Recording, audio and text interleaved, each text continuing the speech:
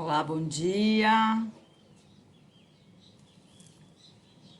Começando uns minutinhos antes, para vocês poderem sintonizar na página.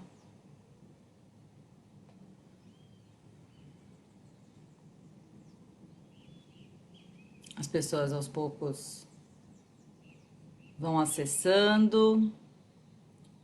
Osmar está conectado, a Rose também. Bom dia, Rose.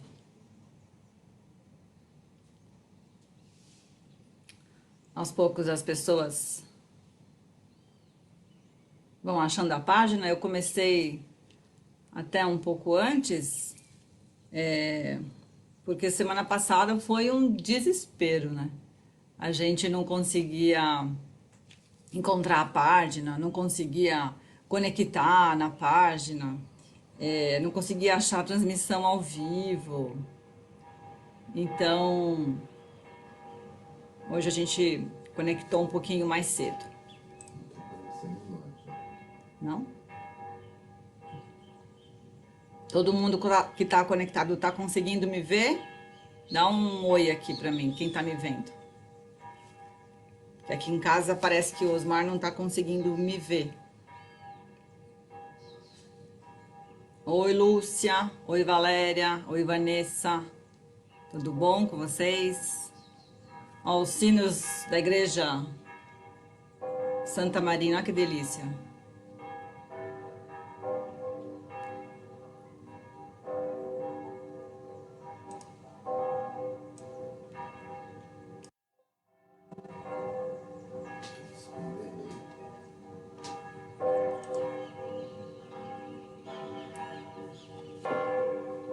Ah, a Rose tá vendo, que bom. Ok, falta um minutinho.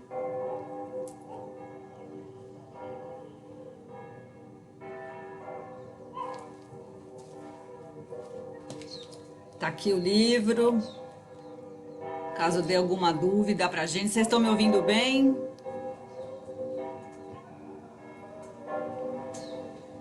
Isso.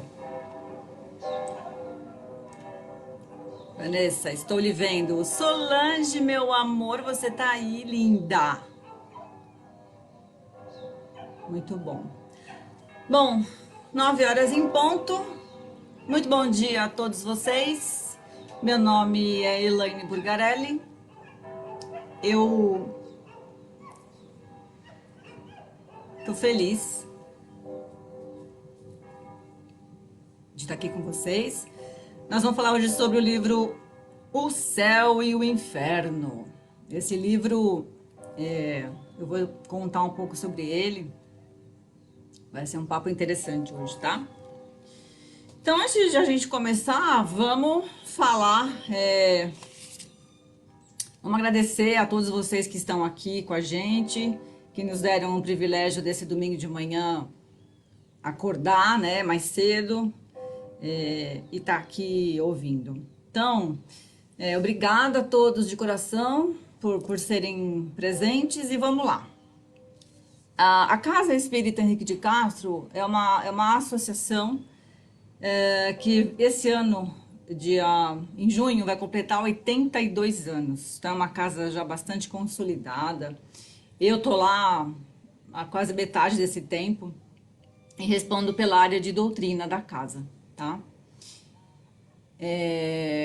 Nossas reuniões, elas acontecem às segundas-feiras, às 20 horas, com o estudo da doutrina, mais passe. Na terça-feira, a gente tem o tratamento espiritual, que é um tratamento que acolhe aqueles que estão passando por uma dificuldade, que querem um colinho, que estão com dores físicas, dores emocionais, depressão, enfim, cada um com sua dor. A gente atende na terça-feira, na primeira vez que a pessoa for às 7 horas, todas as outras vezes às 20 horas. Tem uma preleção de 15 minutos, depois passa pela sala de passe, que é o tratamento também, e aí vai para casa. Quarta-feira a gente tem uma reunião fechada, que é a reunião de desenvolvimento mediúnico. De quinta-feira tem o ESD, que eu estou fazendo, eu estou amando. Denise Trujillo, que coordena esse trabalho. Ele é toda quinta-feira, das 20 às 21h30, e o ESD é o estudo sistematizado da doutrina espírita. É por onde você começa, é por onde você entra no espiritismo, onde você entende a teoria, o conceito, entende que espiritismo é ciência, filosofia, é muito aprendizado. É um curso que vai levar, no mínimo, aí 2 anos e meio, mas bastante aprendizado. De domingo de manhã, a gente tem a educação espírita infantil, das 8h45 às 10h15. No mesmo horário, a gente tem a palestra pública, que vai das 9 às 10. Depois da palestra tem o passe. E domingo à noite também tem uma reunião fechada, que é uma reunião de estudo da doutrina. Então, se você tem interesse em conhecer a casa, navega depois aí na nossa página, tá? A gente fica na Vila Formosa, na Avenida Xavier Pinheiro, número 60. E é isso. A gente vai fazer uma prece agora, para poder serenar os nossos ânimos e entrar em contato com o melhor de nós. E a gente fecha os nossos olhos, respira fundo e agradece a Deus por mais esse dia, agradece pela nossa vida, pela nossa família, pelos nossos amigos, por esse momento de transição que estamos passando, por esse momento de olhar para a gente, de olhar para dentro, nesse momento que a gente se encontra não mais no ter, a gente se encontra no ser. É nesse momento que a gente se redescobre, que a gente se percebe, que a gente se permite viver conosco mesmo, com nossas imperfeições, com o nosso aprendizado dia a dia, dias de confinamento que nos levam à reflexão.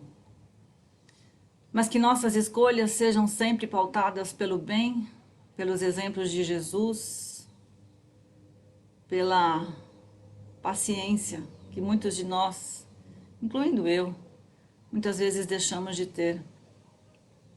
Que sejam dias prósperos, que Deus nos abençoe e que tenhamos paz em nosso espírito. Bom, feita a prece, é importante vocês saberem que na casa, nas reuniões públicas de domingo de manhã, às 9 horas, a gente sempre traz um tema a cada trimestre, e esse ano a gente começou falando sobre o livro O Céu e o Inferno, né? Então hoje eu vou falar sobre histórias de céu e inferno. Semana passada a Denise falou sobre os espíritos e suas intervenções. E hoje é o último domingo que a gente fala sobre o céu e o inferno. Domingo que vem, o Emerson, que está aqui assistindo com a gente, né, Emerson? Ele vai falar sobre um outro tema, que é o tema do livro da Joana de Ângeles, que é o espírito que comunica através do Divaldo Pereira Franco. Quem assistiu o filme conheceu a Joana de Ângeles, né?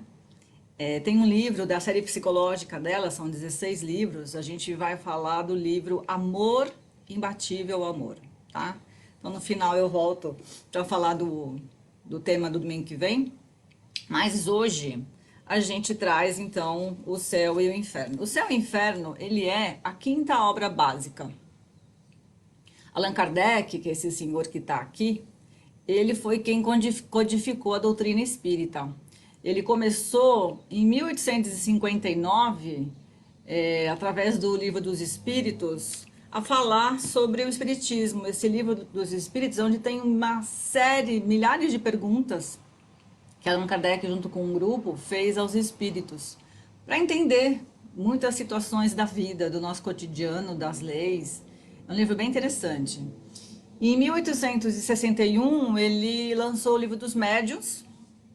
Em 1864, o Evangelho segundo o Espiritismo. E um ano depois, ele lançou o livro O Céu e o Inferno, finalizando a quinta obra com a Gênese em 1868. Então, são 5 livros da doutrina. Ele primeiro veio fazendo as perguntas, veio esclarecendo a vida, o porquê, trouxe o livro dos médiuns para falar da espiritualidade, entrou com o Evangelho segundo o Espiritismo, que é como se fosse a nossa a interpretação da Bíblia à luz do Espiritismo. E na sequência ele veio falando sobre vida e morte, veio falando sobre céu e sobre inferno.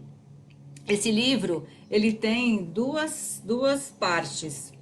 A primeira parte, ele fala sobre o que é céu, o que é inferno, fala sobre anjos, demônios, fala sobre penas eternas, penas futuras. Ele vai falando sobre tudo o que tem entre o céu e a terra, né? É bem interessante. E na segunda parte, ele fala sobre a passagem e fala sobre... para comprovar toda a teoria, ele traz histórias, que são bem interessantes, que a gente vai falar de algumas delas aqui, tá? Então, a primeira parte do livro fala sobre a doutrina, e a segunda parte sobre a passagem, essas histórias, que é essa segunda parte que a gente vai falar hoje, tá? Só que não adianta a gente entrar no tema do que é a passagem, de como ela acontece, nem as histórias, se a gente não falar um pouco, não trouxer um pouco para vocês, para todo mundo estar na mesma linha, sobre, na nossa concepção espírita, o que é céu e o que é inferno. A gente fala muito sobre isso, né, no dia a dia. Nossa, hoje eu tô no céu, eu tô iluminada, eu tô plena, eu tô leve, né, eu tô no céu. E também a gente fala assim, nossa, meu dia hoje foi de inferno. Essa pessoa traz o inferno para minha vida. A gente não fala isso? A gente usa muito essas duas expressões. E no meio espírita, o que a gente acredita? Que não existe uma região geográfica para o céu. Não existe uma região geográfica para o inferno. Não existe céu e não existe inferno. Mesmo porque a Terra é redonda, né? E ela vai se movimentando, então, de repente, essa posição geográfica ela não existe. O que existe é um estado de espírito. O inferno está nos nossos olhos, o inferno está na nossa mente, o inferno está nos nossos atos, o inferno pode estar no nosso comportamento. Assim como o céu também é um estado de espírito, é um estado de emoção, é um estado de sentimento, é um estado de plenitude, onde você está bem, onde você está consciente, onde você está vivendo pelos seus valores, pelo seu propósito. Então, o estado emocional, as sensações que você tem, através do conhecimento que você utiliza, através da sabedoria, através dos teus erros e dos teus acertos, é que você vive momentos de céu ou momentos de inferno, né? A Igreja Católica trouxe lá atrás essa questão de céu e inferno, porque era uma forma que ela tinha de punir ou compensar, né, o ser humano, de, através do medo, colocar situações onde ela obrigasse você a seguir um determinado caminho. Foi o caminho que a igreja encontrou para poder ter os seus seguidores de forma fiel, certo?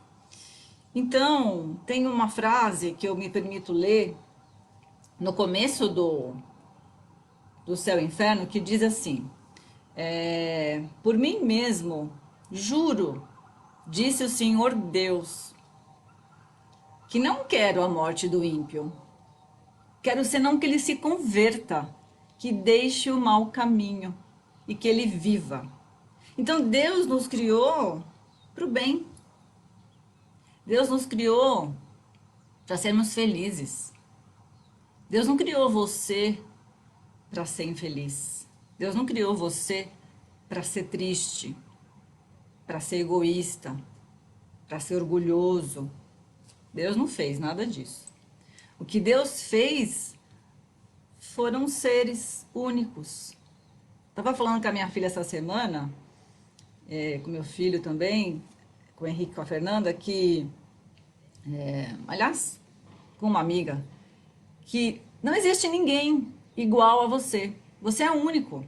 E quando Deus te fez, Deus te deu o sopro da vida, Ele te deu características, ele te deu a simplicidade, ele te criou simples e ignorante. Tudo o que você é hoje é fruto do que você conquistou, do que você aprendeu, mas principalmente do que você escolheu fazer, das oportunidades que você teve e do que você fez com essas oportunidades, né? Então, essa obra, ela traz para a gente esse aprendizado de o que é morrer, o que é essa sensação da morte, desmistifica essa questão de anjo e demônio. A gente fala de espíritos superiores e espíritos menos esclarecidos. A gente vive num planeta que a gente chama, aqui na Terra, prova e expiação, né? Ou você está por prova, aí são os grandes missionários, ou você está aqui por expiação, que somos todos nós, né? E o que é expiação? É você estar vivenciando nesse momento uma situação que é fruto do teu passado. E não precisa ser o passado de outras encarnações. Você vive um reflexo do que você fez, do que você escolheu fazer, mas você vive também pelo que você acabou de fazer, né? Então, a expiação é isso.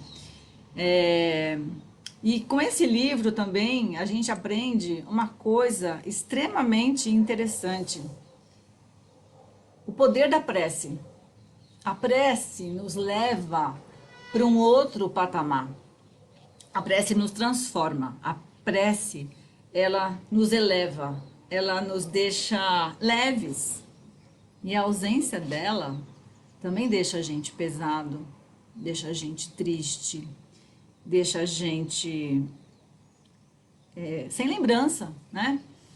Tem aquele desenho, muitas das pessoas que têm filho aqui ou que gostam de desenho, A Vida é uma Festa, né? Aquele desenho que trata da história das famílias mexicanas. E acho que o último deles fala sobre um marido, um avô que estava sendo esquecido. E aí, no desenho, eles colocam não como prece, mas colocam como cantar a música que ele cantava. E aí ele se coloca para o neto dizendo, vocês precisam lembrar de mim, porque se vocês não lembrarem de mim, eu vou apagar, eu vou sumir. Então, partes de mim, tá vendo, já estão assim, invisíveis. E ele volta para a família, desculpem, para a família, volta lá para a casa dele, e ele acha numa gaveta da avó um pedacinho de papel que tinha uma foto dele com ela. Então, isso que ele traz no desenho, que é a memória que deve existir, nossa, daqueles que já se foram, essa memória ela deve estar presente o tempo que for necessário entre nós, né? Quer seja numa prece, quer seja num pensamento, quer seja numa música que você vai cantar, que a pessoa cantava quando estava aqui entre a gente. Então, o aprendizado que o Céu e o Inferno traz é extremamente valioso quando ele diz que a prece é a ponte entre nós e Deus. A prece cura, a prece eleva. Então, todos esses espíritos que comunicaram nessa obra do Céu e Inferno, muitos deles se salvaram, muitos deles modificaram os seus comportamentos, modificaram o seu ambiente de onde eles se encontravam, porque alguém orou por eles. Não que alguém mandou orar, mas que alguém orou de coração, com amor por eles, né? Então, a gente está vivendo hoje uma situação de bastante temor, que é a possibilidade da morte através desse vírus, né? Infelizmente, aqui no Brasil, a gente já teve aí muitos casos, no mundo mais ainda, e a gente fica se perguntando, o que é morrer? Ou talvez a gente nem se pergunte, mas a gente fique com um medo danado, aquele medo que tira a sua respiração, aquele medo que faz o seu coração bater forte, aquele medo de perder aquelas pessoas que você tanto ama. Então, todo mundo aqui vai concordar que todos nós aqui temos uma única certeza. Vocês até já sabem do que eu vou falar, né? que é essa certeza? Que todo mundo aqui vai ter a passagem. Todo mundo aqui. Uns vão virar pó, outros vão doar órgãos, né? Uns vão ser cremados, outros vão ser enterrados. Mas enfim, a morte, ela vai existir. Assim como você nasceu, um dia você se vai. Só que o Espiritismo, ele traz pra gente um conhecimento sobre isso, um aprendizado. Porque a única certeza que todos nós temos, então, na mesma linha, é que todos nós vamos morrer, certo? E aí eu pergunto a vocês já pararam para pensar se quando a gente for morrer, se vai doer? Se a gente vai sofrer? Se vai ser rápido, se vai demorar? Porque sofrimento, será que todo mundo sofre quando morre? Ou será que não? O que eu posso afirmar para vocês é que não é igual. Assim como todos vocês são seres únicos criados por Deus, simples e ignorantes, assim como cada um nasceu de um jeito, de uma forma, de um porquê, todo mundo vai morrer. E sofrer, a gente já tem aprendido em tantos vídeos que a gente tem assistido, que talvez sofrer seja uma opção, e essa opção ali é dada pelo conhecimento. Essa opção, ela é trazida para você do tanto que você conhece sobre a doutrina ou não, sobre o que é essa passagem ou não. Essa questão da morte, essa questão da vida, ela sempre foi trazida pela ciência e pela religião. A ciência sempre trouxe o conhecimento da matéria, o conhecimento do corpo, comprovado que o corpo tem uma vida, né? Tem batimentos cardíacos, tem os órgãos internos. E a religião sempre trouxe esse lado espiritual, essa existência de um ser maior, essa existência de anjos, de demônios. Então a ciência sempre foi a coisa materialista e a religião a coisa espiritualista. Só que, como as duas estão no limiar dessas informações, acabou que elas não conseguiam chegar num outro nível de informação. E aí o Espiritismo trouxe para nós esse aprendizado, que existem três situações, ao invés de vida, né, através de corpo, não só corpo, não só espírito. Para nós espíritas existe o espírito, o perispírito e o corpo. Então é mais ou menos assim, ó. Tá vendo aqui? Aqui a gente tem a nossa essência, somos nós, essa luz, essa fonte de luz, que somos nós na essência, como Deus nos criou, certo? Aqui. Aqui, nesse corpo fluídico, nesse corpo deletério, é o nosso perispírito, que tem essa nossa mesma forma do nosso corpo atual, ok? Eu até trouxe aqui uns bonequinhos, olha só que bonitinhos, né? Então, vamos tentar explicar assim, tá? Então, imagina que você é esse espírito aqui, tá? Você é um espírito, um ser de luz, como Deus te criou. Quando Deus te criou, você não tem uma forma humana, você tem uma forma espiritual. Para que a sua forma espiritual, você, espírito, possa fazer uma experiência nesse planeta, no planeta Terra, você precisa de um corpo. Esse corpo que eu tenho, você tem, todos nós temos. Só que para esse espírito se unir a este corpo, Deus nos deu o perispírito, que é o meio de ligação entre nós, espíritos, e nosso corpo. Nós chamamos esse momento aqui de união entre espírito, perispírito, que é o corpo fluídico, e o corpo, de alma.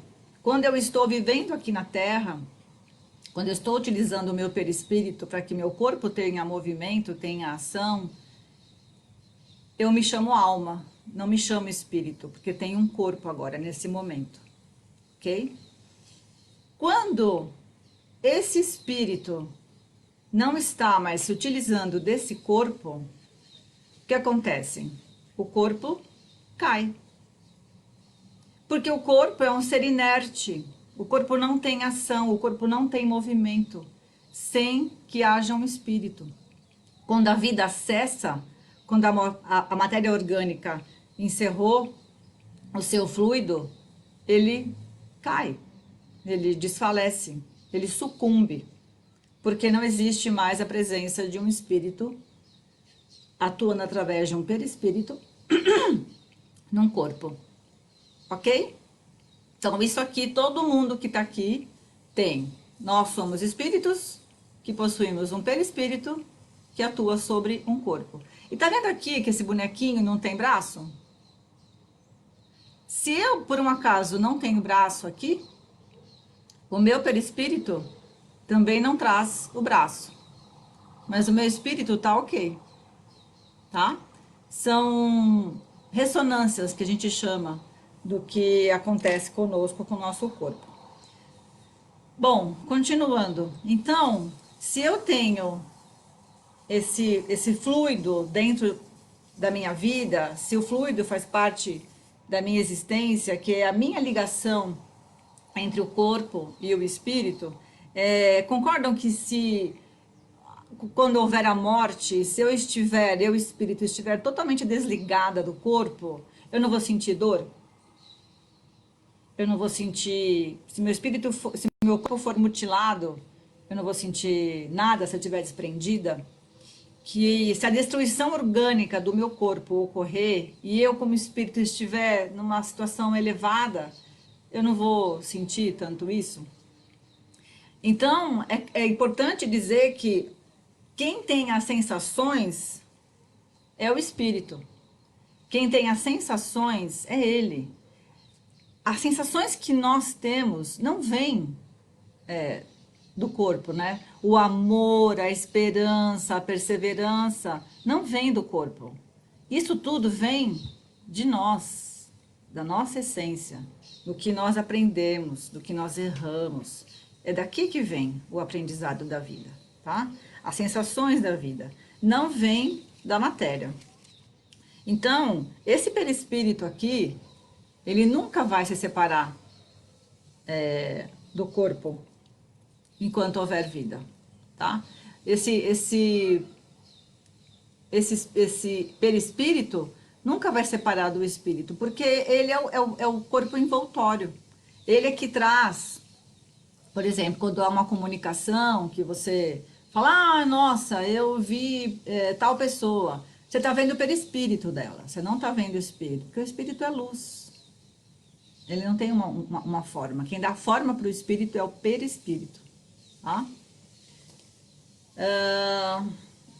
Quando a gente fica grávida, quando a mulher dá a vida, percebe que são 9 meses para você gerar uma vida? E por que são 9 meses que você leva para gerar a vida? Porque para ligar o perispírito ao corpo, imagina você ligar esse corpo fluídico a esse corpo material. Você vai ligar molécula a molécula. Você vai ligar átomo a átomo. Até que vocês três sejam um só, né? Até que vocês três sejam um só. Então, esses 9 meses é para que haja essa sintonia, para que haja essa ligação, para que haja essa sincronização, né? Então, é divino essa questão da gravidez, essa questão do ser humano. Mas é importante dizer que o corpo gera outro corpo. Mas o corpo não gera um espírito. Isso é importante vocês saberem. Então, o corpo vem do corpo, mas o espírito não vem do espírito. Quem cria os espíritos é Deus, tá? Quando ocorre um suicídio, quando ocorre uma morte brusca, tem dor.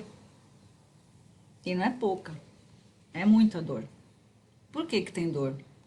Porque se eu levei 9 meses para gerar um corpo, e ele foi ligado molécula a molécula, átomo a átomo, com o perispírito, para que fosse ligada a mim como espírito. Se a cessação da vida orgânica ela é interrompida repentinamente, isso causa dor. E a dor vai ser proporcional à minha elevação. Quanto mais elevado eu for, quanto mais moral eu tiver, menos eu posso sentir dor.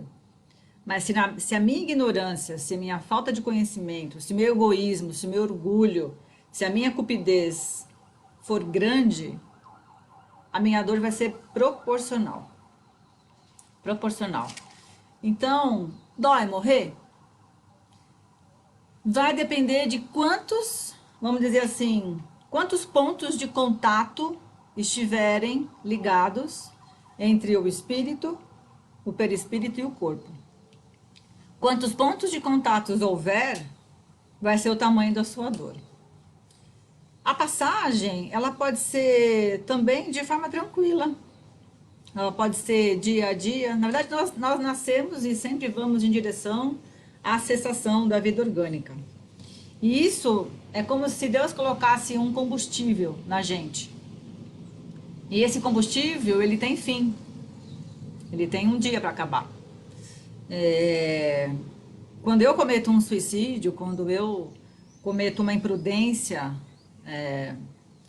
e perco essa minha vida orgânica, eu estou fazendo com que cada molécula e cada átomo se desprenda rapidamente. Isso vai causar dor, tá?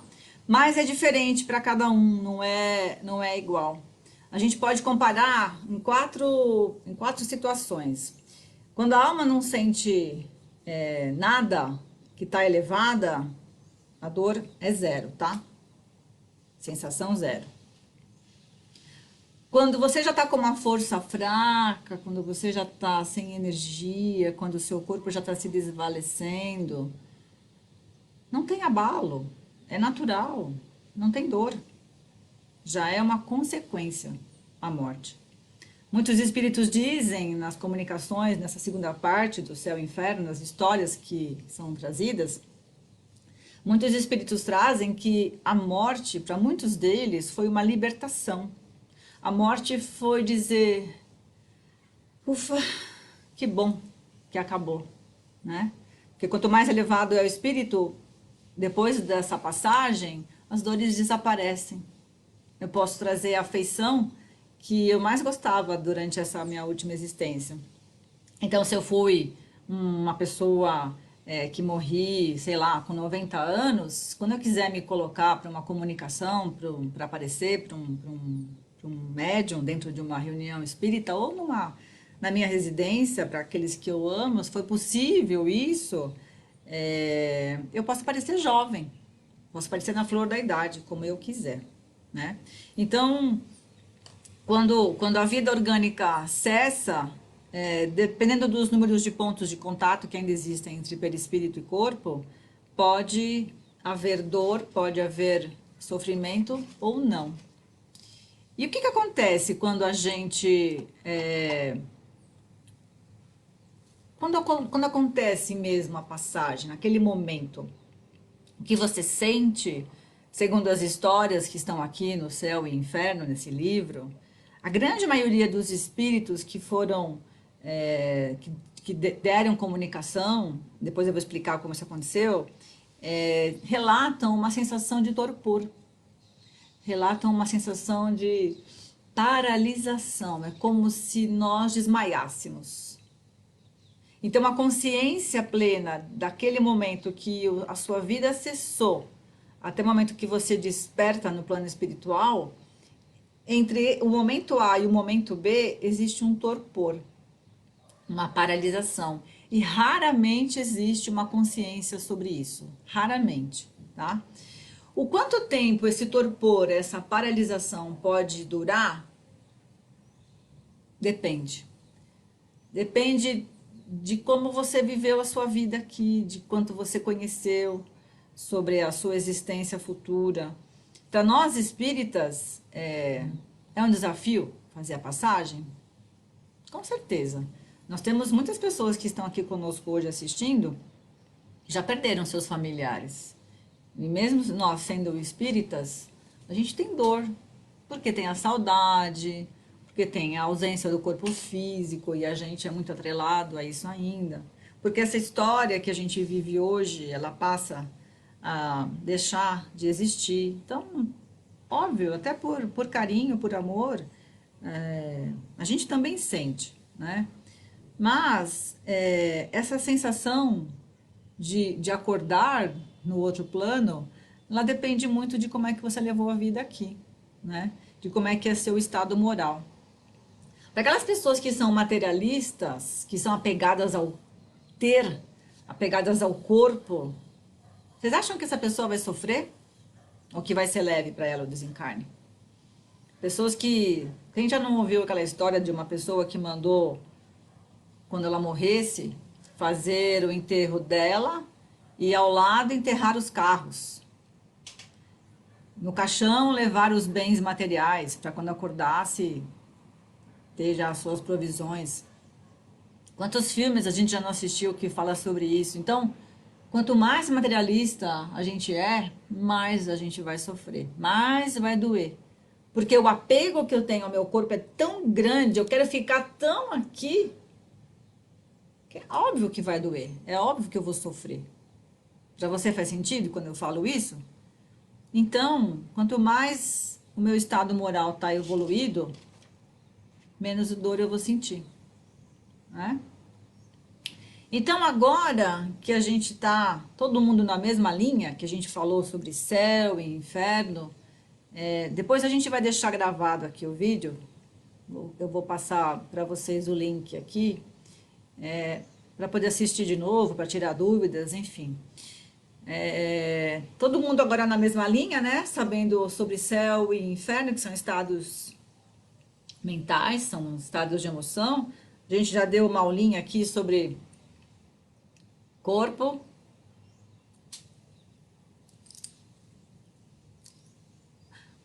perispírito e espírito. Já sabemos que existe um laço fluídico que liga esses três. Sabemos que quando cessa a vida orgânica, só fica perispírito e espírito. E que o perispírito é o envoltório do espírito. E que eles nunca se separam, estão sempre aqui assim, juntinhos. A gente vê uma coisa só, né? Mas estão sempre juntinhos porque o perispírito dá forma ao espírito. Como a gente já entendeu que céu de uma região geográfica não existe, nem inferno, não existe labareda, não existe demônio, existe estados de espírito, né? De estar no céu ou de estar no inferno. Vamos partir agora para a parte das histórias, que tem alguns casos bem interessantes, né? Para a gente confirmar o que a gente está falando aqui. Então, Allan Kardec, que é o nosso codificador, retratado por essa imagem desse senhor querido aqui, quando ele era encarnado aqui entre nós, ele nasceu em 1804 e ele desencarnou em 1869. Então, quando ele escreveu o livro Céu e Inferno, era o ano de 1865. E aquele momento, a humanidade estava vivenciando uma pós-cruzada, né? Aquela situação que a Igreja Católica fazia, né? Das cruzadas, das perseguições. Naquele momento também, daquele ano próximo dele, havia uma linha crescente do iluminismo, né? Onde o conhecimento era bastante procurado, onde existiam muitos intelectuais. E Allan Kardec nasceu em Lyon, próximo a Paris. E o nome dele era Hippolyte Léon Denisard Rivail. Mas era conhecido como Allan Kardec, como o nome que ele utilizou numa outra encarnação. E ele era muito inteligente, Allan Kardec. Tiro o meu chapéu para ele. Ele viveu como pedagogo, viveu como escritor, viveu como tradutor francês, falava inúmeras línguas. ele era matemático, ele dava aula, enfim, ele era o cara, né? E aí, culto intelectual como era, tinha muitos amigos. E eles lá em 1861, quando começaram a lançar a doutrina, deixa eu ver se eu não falei coisa errada aqui, 1859, quando eles começaram com o Livro dos Espíritos, eles tinham muitos estudos, né? E ele reuniu um grupo aonde eles foram evocando os espíritos que tinham desencarnado para poder trazer esses fatos para comprovar a existência que sim, houve um corpo, mas que sim, havia um espírito que habitava aquele corpo. E eles evocaram esses espíritos para trazer qual era a sensação dessa passagem, como é que tinha acontecido aquele momento, o que ele vislumbrava, o que eles sentiam. E tem histórias muito fascinantes, né? São muitas páginas desse livro, só para vocês terem uma ideia, olha só. Tudo isso aqui, ó, são histórias, histórias, histórias e mais histórias sobre espíritos que desencarnaram e trouxeram para nós as suas verdades, tá? Então, essas histórias são reais, todas as histórias são verídicas. Essas histórias têm datas em dias distintos, essas datas têm nomes preservados e os médiums que trouxeram essas mensagens também não são conhecidos os seus nomes. Para quê? Para que o que fosse ressaltado fosse somente o teor da lição, o aprendizado que a gente ia ter com essas lições, tá? E é dividido em sete partes essas histórias, então vai trazer histórias sobre espíritos felizes, sobre espíritos de condição mediana, de espíritos arrependidos, de suicidas, de histórias das mais variadas, são sete as separações, tá? E o que fica de aprendizado com essas lições? Que quanto mais elevado é o espírito, mais rápida é a passagem, mais rápida é a percepção do que aconteceu com ele. Ele tem a percepção de que, opa, eu deixei o meu corpo, né? Eu não estou mais habitando aquele planeta, eu estou num outro plano.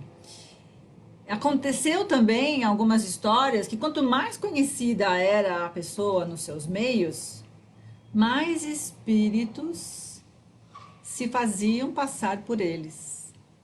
Então a gente tem visto aí várias e várias mensagens, por exemplo, hoje em dia, que trazem a mensagem de Chico Xavier, trazem a mensagem de Dr. Bezerra de Menezes. Vamos usar muito o nosso bom senso, a nossa razão, para que essa crítica fique viva em nós e nós percebamos se a fonte é realmente confiável ou não. Então, quanto mais conhecido você é, mais espíritos que não são você vão querer se passar por você, tá? E o contrário também é verdadeiro. Quanto menos elevada a moral, quanto menos conhecimento da outra vida eu tenho, mais rápido eu sofro. Tem uma história que está na página 297 do livro Céu e Inferno, é a história do Castel.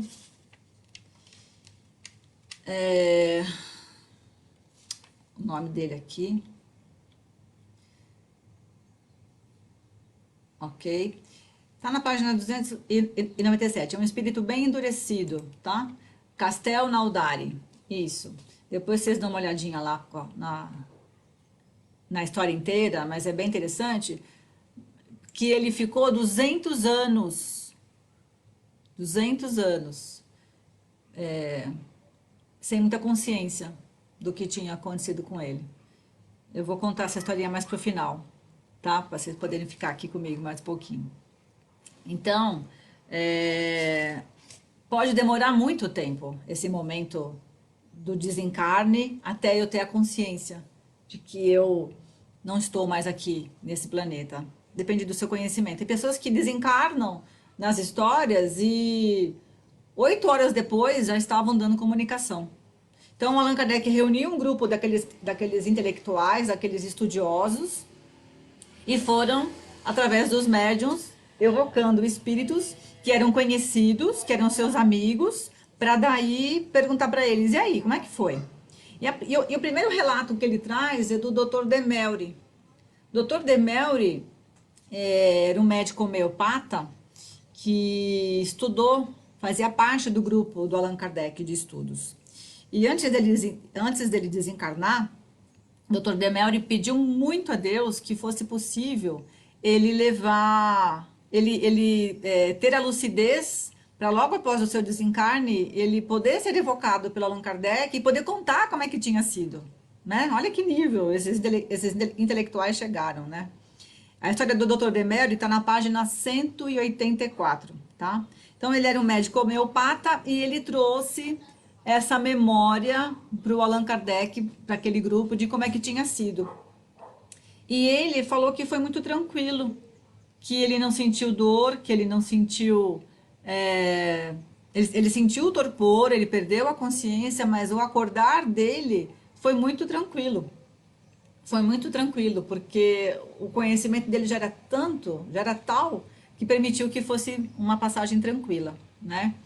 E aí tem uma história também que eles falam do Dr. Demelry, que ele já desencarnado, ele tinha, enquanto vivo, enquanto encarnado aqui, vários pacientes, né, como médico homeopata. E tinha uma senhora que ela tinha muitas dores na perna, uma ferida em chagas, assim, muito, muito grave. E ele, como médico desencarnado, foi visto cuidando da ferida dessa senhora, né? Foi feito uma transmissão de fluido, foi feito um cuidado naquele corpo orgânico daquela senhora, através do Dr. Demelry, onde ele ajudou com que a dor dela ficasse reduzida, ficasse melhor, ficasse menor, né? Tem também uma situação que é falada,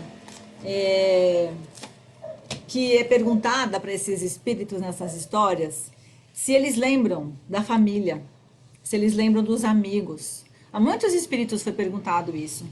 E a grande maioria deles, que estão lúcidos, que têm a condição de conversar tranquilamente, eles falam, até aqueles que são sofredores, que estão passando por um momento bastante ainda difícil, muito doloroso, na verdade todos eles trazem essa memória da família, do marido, da esposa, dos filhos, dos pais, dos amigos. E é perguntado, ok, você tem lembrança dessas pessoas. E o que acontece entre vocês? E eles falam que sempre que é permitido, eles visitam essas pessoas, eles estão entre nós. Então, muitas vezes, a gente pode perceber a presença, não pode? De uma mãezinha querida, de um pai, de um esposo, de um filho, enfim, cada um com sua história. Já não perceberam isso? Então é fato, as histórias que aqui a gente lê no Céu e Inferno são verdadeiras.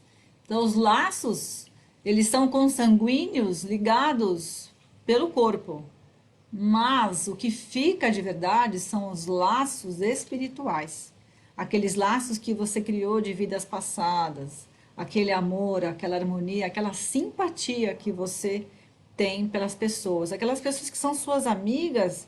E você fala, nossa, você para mim parece que é muito mais que uma irmã, que um irmão, porque eu sinto você tão aqui, junto comigo, né? Aquelas pessoas que você está pensando nelas, elas ligam para você. Ou você está pensando na pessoa, liga para a pessoa fala, nossa, eu estava pensando em você. Ou seja, essa ligação, ela existe, ela é verdadeira. E os espíritos, quando estão desencarnados, o que eles mais relataram foi que, acompanhando sempre que possível a vida dos seus que ficaram, quando esses seres aqui estão felizes, eles estão felizes. Quando esses seres aqui estão tristes, estão passando por uma dificuldade, eles também sofrem. Então, na medida do possível, o que eles fazem? Eles emanam fluidos sobre nós. Eles nos trazem o conhecimento, a tentativa de alertar a gente, às vezes, pelo mau caminho que a gente está seguindo. Eles se sentem, às vezes, meio que desesperados por ver que o caminho que você está escolhendo talvez não seja o ideal. E quanto mais você for por aquele caminho, mais longe você vai ficar desse ser querido, porque ele evoluiu, ele acompanhou o conhecimento, ele está numa outra situação. E você que está aqui ainda envolvido pelo orgulho, pelo egoísmo, vai se distanciando dessa pessoa, né? Então eles sofrem também com isso. Então, tanto ficam felizes quanto ficam tristes. E também tem relatos de mães que deixaram seus filhos, que elas vêm até o seio da família, tentar acompanhar o crescimento dessas crianças, trazer boas energias, trazer bons pensamentos. Durante o sono, a gente sabe que existe o desprendimento do corpo. Nós saímos de nosso corpo momentaneamente e vamos para onde os nossos interesses estão. Então, pode ser que o seu interesse, quando tá ali acordado, seja diferente do seu interesse quando está dormindo e para onde você vá. Mas, enfim, esse é o momento que a gente tem os sonhos, que a gente tem as lembranças daquele ser que foi, que parece que estava ali vivo com a gente naquele momento. Então podem acreditar, realmente vocês estavam ali juntos. É uma coisa boa, é uma coisa reconfortante quando você tem essa sensação. Pode acreditar, tá? Que isso realmente acontece. É, Tem também a história é, de um espírito que estava trazendo a comunicação e de repente foi interrompido. O médium sentiu que aquele espírito, desde o começo que estava ali falando, interrompeu e entrou um outro espírito na comunicação. E aí foi questionado o que aconteceu, por que, que o senhor X saiu, por que, que entrou você na comunicação agora? No caso, era o espírito de uma mulher chamada Valéria, e ela falou que queria estar ali só para dar um testemunho de que ela estava sendo cuidada por aquele espírito que estava comunicando antes dela. Então, além de você visitar os seus familiares, de ter essa, quando há essa possibilidade de você estar entre os teus, lá no plano espiritual existe ainda o cuidar. Aqueles que estão um pouquinho assim, com um conhecimento um pouquinho maior, eles têm o dever, o direito, a obrigação de serem anjos da guarda de espíritos menos favorecidos, menos felizes. Então, a gente não desencarna para viver em leites de mel, né? De mel e leite, de ter virgens. A gente, no plano espiritual, tem uma série de atividades. No plano espiritual, você trabalha muito, porque imagina você viver nessa orbe desse planeta Terra, que é de provas e expiação, você com um pouco mais de conhecimento, você fora do corpo, o que que você vai querer fazer? Você vai querer trabalhar? A gente não está aqui em casa essas 2 semanas. Eu tenho trabalhado intensamente. Mas você, quando tá sem esse corpo, você também quer produzir, você também quer trabalhar. Então, o que que a gente como espírito normalmente faz? A gente trabalha. E como é que é esse trabalho? Ajudando o próximo. Então, para eu conduzir aquela máxima que Jesus, que Deus nos deu, que é amar ao próximo como a ti mesmo, eu preciso me amar. E como é que eu me amo? Eu me conheço. Eu aprendo comigo mesmo como é que eu reajo, como é que eu melhoro, como é que eu sofro menos. Quando eu tenho essa vivência, esse aprendizado, eu tenho capacidade de olhar para o outro, de ter empatia, de perceber, opa, tem alguém ali precisando de ajuda. E eu, como espírito, já sem meu corpo, querendo me ocupar, vou procurar por sintonia espíritos mais superiores do que eu, regiões onde existem as fraternidades, as legiões de ajuda, os hospitais espirituais, as escolas espirituais, e vou me dedicar a isso. Vou me dedicar ao estudo para quê? Para que eu possa ajudar o próximo, né? Então, continuando sobre as histórias, a gente tem aqui a Viúva Folon. A Viúva Folon está na página 188. Ela tinha muito medo da morte. Para ela, a morte era como se fosse um vazio, um desconhecido. Mas ela depois entendeu, compreendeu que a morte era só uma passagem. E que quando você confia em Deus, tudo fica muito menor, né? Tem espíritos que falam do corpo em terceira pessoa, com a consciência de que o corpo dele realmente não é ele, mas faz parte dele. É bem interessante. Tem o Dr. Cardon, na página 223. Ele era um médico que vivia num navio baleeiro, né, lá em 1800 de bolinha. E ele acabou saindo do trabalho na parte marítima e veio ser um médico rural. Ele se descobriu com uma enfermidade, uma hipertrofia no coração e entendeu que não tinha cura e que ele ia morrer. Era fato, tá? Só para avisar que eu já sei do horário, daqui a pouquinho a gente está acabando, tá? E vamos colocar para as perguntas. Dr. Cardon, ele pressentiu 2 meses antes que ele ia morrer. E aí, dado um momento, depois desses 2 meses, ele reuniu a mãe, a esposa, os filhos, os amigos queridos, e prostrado na cama, a mulher dele foi ajeitá-lo, né? De repente ele ficou transparente, ficou de um azul assim lívido e foi desfalecendo e morreu. A mulher, percebendo aquilo, ficou na frente dele para que os filhos não percebessem o que estava acontecendo. E surgiu aquela situação da morte dele, que durou vários minutos, e de repente ele abriu os olhos de novo. Como se ele tivesse tido uma chance de voltar. E nessa chance que ele teve, a expressão dele se modificou. Ele ficou de moribundo que estava com uma expressão de admiração, uma expressão admirável. E ele falou: Nossa, vocês não imaginam o que eu vi. Eu não sei descrever, mas foi tão maravilhoso que eu quero dizer a vocês, nessa chance que eu tive aqui de voltar, que acreditem em Deus, que tenham fé, que sejam perseverantes. Ele deu informações sobre as coisas que estavam ainda que a esposa não sabia, deu conselhos para os filhos, se despediu da mãe, ficou mais uns minutos e aí com aquela expressão de felicidade, ele de verdade deixou o corpo e se foi, né? Então essas situações de pós-morte, né, de quase morte, esse é um exemplo do Dr. Cardon, de que depois que ele percebeu que morrer não era uma coisa horrível, que morrer sim seria uma libertação, ele teve a condição de voltar e falar isso para os familiares para dizer, puxa, como eu estava sendo ignorante, né?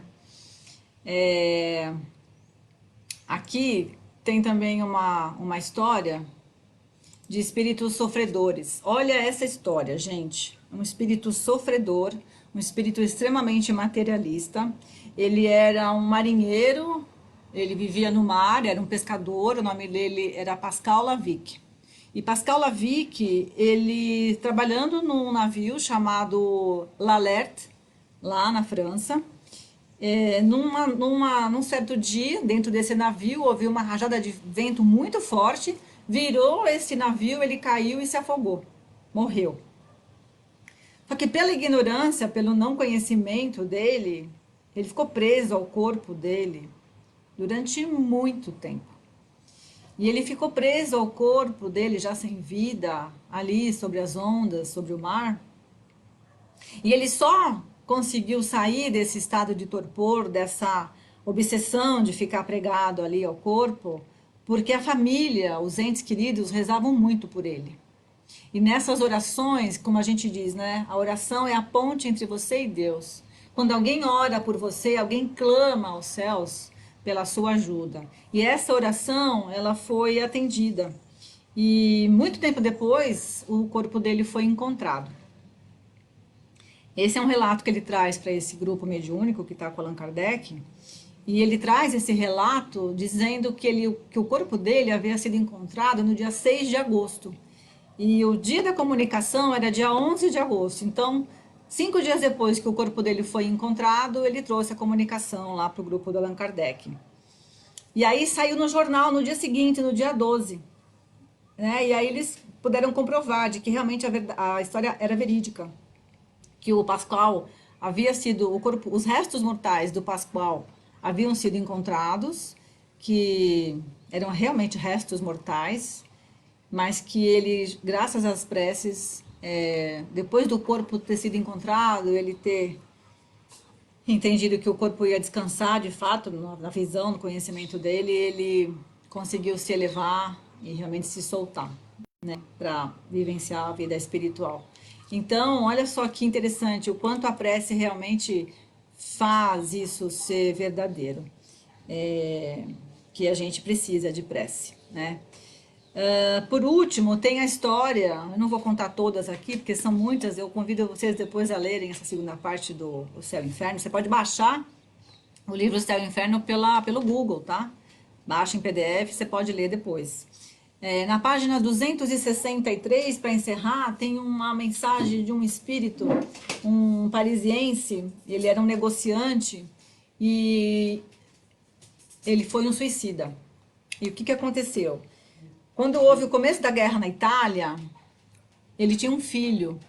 E ele ficou enlouquecido, que ele falou: "Meu Deus, eu vou deixar o meu filho ir para a guerra? Não, eu não vou deixar meu filho para a guerra. Eu vou fazer o seguinte, eu vou me matar.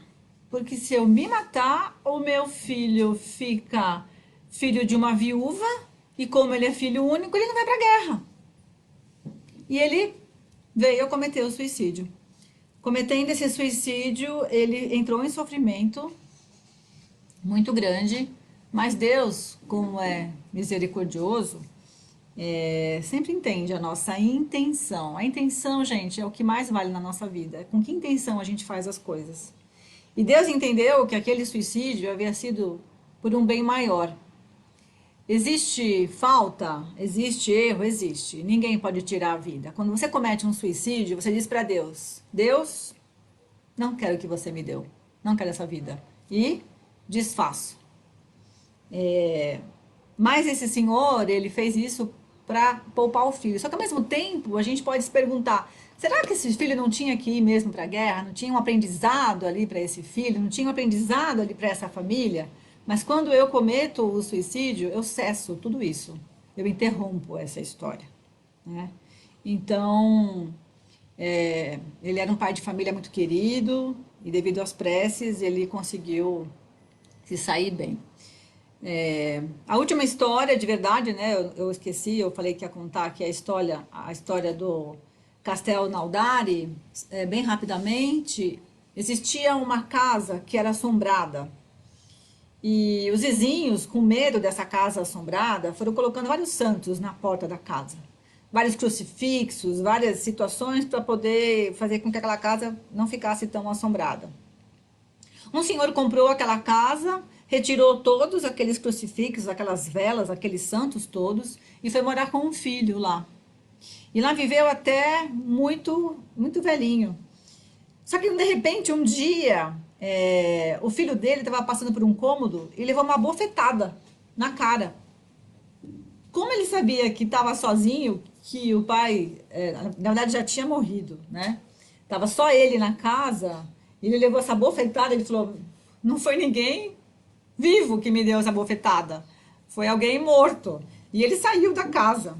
E aí essa história pegou bastante gente sabendo dela, e Allan Kardec foi lá com esse grupo e evocou esse espírito que havia dado essa bofetada nesse jovem. Só que esse espírito estava tão endurecido, tão de forma ignorante, tão, vamos dizer de novo, endurecido, que ele não conseguiu trazer nenhuma comunicação. O que foi recomendado é que fossem feitas preces para ele, muitas preces para ele, porque um mês depois, quando ele voltou a se comunicar, ele conseguiu falar que ele agradecia pelas preces, que as preces tinham deixado ele um pouco menos endurecido. Ele contou a história de que ele, por ciúmes, naquela casa, lá atrás, no passado, ele havia assassinado o irmão por ciúmes. Depois de muitos anos, ele assassinou a esposa. E ele continuou vivenciando o mal.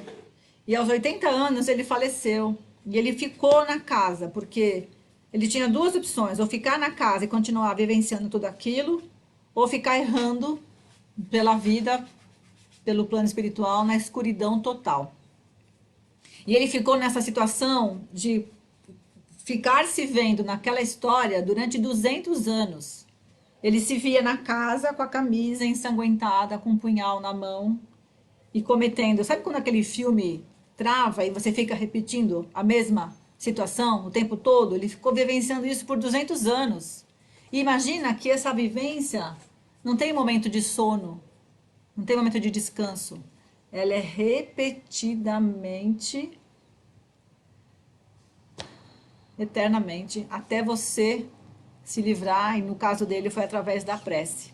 Depois, com o tempo, ele voltou para as comunicações, já não estava mais ensanguentado na imagem que ele transmitia, não estava mais com o punhal na mão, e ele, de um espírito arrependido, passou, de um espírito endurecido, passou para um espírito arrependido. Então, para finalizar, eu quero agradecer a todo mundo que estava aqui comigo, eu passei um pouco da hora, me desculpem, mas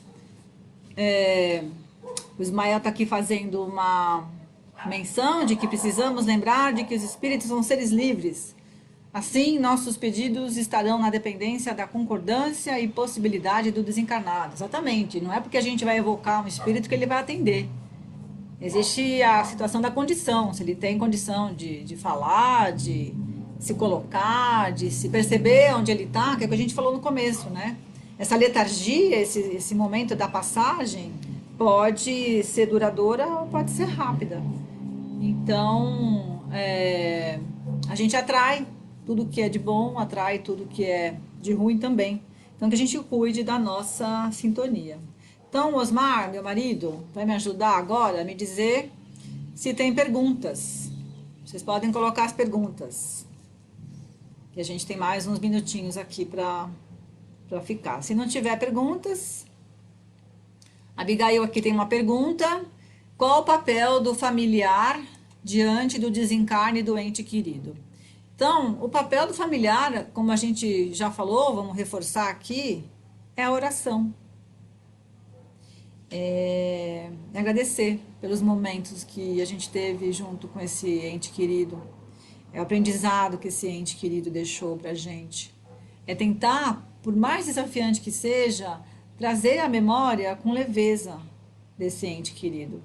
Tem muita gente que quando perde, quando acontece a passagem, e ela era um amigo, era um familiar, a gente não aceita a morte dessa pessoa.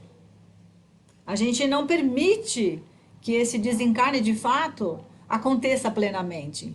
E a gente fica meio que obsediando aquele desencarnado, coitado, de que, ai, que saudade, a gente chora, a gente sofre. É um momento, né, de sofrimento, mas que a gente seja responsável o suficiente para deixar ele partir. Porque encerrou o momento dele aqui. Que a gente não seja egoísta para querer que essa pessoa continue do nosso lado. É egoísmo isso. É um desafio para a gente executar isso, tá? Essa libertação, trazer na memória só essa exaltação, esse carinho, esse respeito, esse amor. No momento que for oportuno e se for possível, vai haver a comunicação desse nosso ente querido, né? Se Deus assim o permitir, se Ele assim tiver condições. Mas o que fica aqui é essa condição da prece que a gente pode e deve fazer por aqueles que a gente ama e que não estão mais entre nós aqui neste planeta. O que mais? Mais alguma pergunta? Deixa eu ver. Aqui o Ismael também falando que o amor une. O Ismael, ele é um frequentador, nasceu dentro da casa espírita, tá? Da família Oliveira. Não estava aqui no Facebook, agora está entre nós e está aqui colocando o seguinte: o amor une os espíritos, mas o ódio também é força atrativa ou repulsiva, conforme a sintonia que propomos. Seu Augusto de Oliveira, que foi o pai do Ismael, pai da Abigail, de outros mais 3 filhos, dizia que temos que ter educação até no desencarne, né? Não vamos fazer escândalo, não vamos fazer uma situação constrangedora, né? Rosângela aqui, obrigada, Rô, Débora Saurim, Liliane. Sugestão de leitura que o Ismael está nos dando: Missões e Ocupações dos Espíritos. É um livro bem interessante, tá? Alcione mandando beijinhos. A Rose Reis, obrigada, Rose. Prima Sandra, beijos para você. Oi, Lia, tudo bom? Irismã, minha linda, obrigada. Rose Alonso, Sueli Xavier, Valéria. Solange, amor de vida, obrigada. Enfim. Vamos lá. Rosângela Nardo está fazendo uma pergunta. A Rosângela Nardo fez uma pergunta aqui. A síndrome do pânico nos dá pavor da morte. Saberia dizer por quê? É um medo terrível e o corpo responde. Digo que meu maior inimigo sou eu mesma. Perfeito, Rô. O nosso maior inimigo somos nós, com o que a gente prefere acreditar, com o que a gente prefere sintonizar. A síndrome do pânico, ela vai trazer para você o seu maior medo, o seu maior incômodo, aquilo que você não está sabendo lidar. E você prefere acreditar nesse medo, porque de alguma forma, tendo medo, você se conforta e você foge, você se anula, você se fecha. Mas eu convido você ao conhecimento. Convido você a ler uma obra, a frequentar uma casa espírita, se for de sua vontade, para você ampliar seu conhecimento, para você entender de onde vem esse medo. O medo que a gente tem, eu me incluo nisso, é pela ignorância. A ignorância nos traz medo, muitas vezes, né? Então, eu sempre gosto de falar que Deus sempre está com a gente. Mas você está com Deus? Deus está aqui, está entre nós, está no ar que eu respiro, né? Mas você percebe esse ar? Percebe que Ele que te deu a vida? E o quanto você é grata por isso? Então, Rô, espero eu ter respondido, tá? Senão a gente pode conversar um pouco mais depois. Quem mais aqui? Liliane, tem uma amiga que o filho se suicidou há pouco tempo. Ontem ela me chamou para conversar. A lição de hoje foi providencial. Que bom, Lili. Que bom. A gente sabe desse caso aí, foi bastante desafiante, né, Lili? Deus abençoe, que ele tenha serenidade e que os entes queridos possam orar muito por ele, que é isso que vai ser a grande ajuda, tá? Débora Lobão, oi, Dé, tudo bom? Obrigada eu. Tânia, querida, obrigada. Elza, obrigada, Elza. E Ismael me corrigindo, né? Missões e Ocupações dos Espíritos não é um livro, é um capítulo do Livro dos Espíritos. Obrigada, Mael. E é isso, gente. Obrigada pelo domingo. A gente vai deixar salvo esse vídeo lá na nossa linha do tempo. Acessem, compartilhem, divulguem. Nossa casa espírita ainda vai estar fechada domingo que vem, tá? Então assistam aqui. A gente vai entrar ao ar na terça-feira, às 20 horas, com a palestra. Por um acaso eu vou estar aqui de novo, tá? Que é meu dia de palestrar, seria meu dia de palestrar lá na casa, na terça-feira, durante o tratamento espiritual. Mas vou estar aqui com você às 20 horas na terça-feira. Após essa palestra, vai durar uns 15 minutos, eu vou conduzir vocês por um passe à distância, um momento para você sintonizar o bem, sintonizar o melhor de você. E domingo que vem tem o Emerson falando sobre Amor Imbatível ao Amor, que é o livro da Joana de Ângeles. Tá bom, meus amores? Vou ficar aqui. Deixa eu só ver mais uma coisa. Selma, querida, obrigada. Beijo. Carla, querida, um beijo a todos vocês, tá? Fiquem com Deus e que o Senhor nos abençoe. Que todos tenhamos uma semana excelente, de paz e de amor. Que Deus esteja com vocês. Obrigada.